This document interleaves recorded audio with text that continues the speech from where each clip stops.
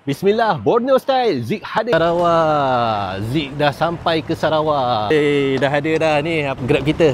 Tukar warna dah, geng. Hai, brother from another mother. Dah keluar-keluar je airport dah nampak dah Azia pakai rim Vios 17 inci. Tak. Borneo memang macam ni Kereta standard-standard pun memang kena ada fitment lah kan. Pak Haji, kita makan dulu. Kita makan dekat tempat famous kat Sarawak, 126 Laksa. 126 Laksa Itu yang kita nak. Laksa Sarawak, here I come.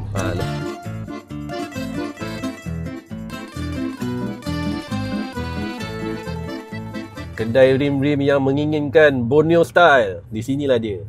Nama kedai Retro Wheels. Haji bawa kita tempat famous 126 Laksa. Kita nak rasa laksa Sarawak kat sini. Kita nak tengok perangan dia pergi macam mana. Ni pula terjumpa Adi kat sini. Boleh pula tersempat dengan Adi. Inilah organizer kita.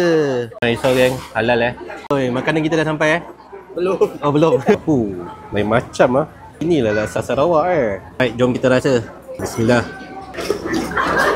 Cakap macam kari, bukan kari kan. Kita rasa pula video. Laksa Pattaya nama dia. Oh, tu yang ada telur ni. Sedap.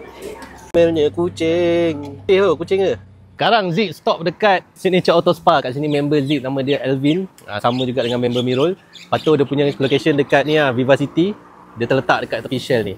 Hidangkan dengan korang sikit-sikit lah CSR dengan rim Durandal handsome. Kat sini pun kita ada Vios. Fitment dia. Masya Allah lawanya. Dengan belakang dia kan. Tank dia punya setup dia.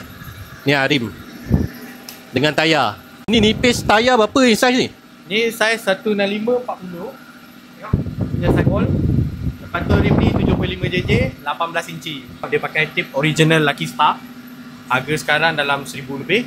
Pak oleh-oleh Thank you. Ada jumpa penampakan satu Myvi Borneo. Sedang mengejar Saga di belakangnya. Saga di belakang, Saga di depannya. Ya, dia memang masuk ke kiri. Orang pergi Sarawak jalan-jalan. Tapi ni Mirul suruh aku pasang meter pula kat sini.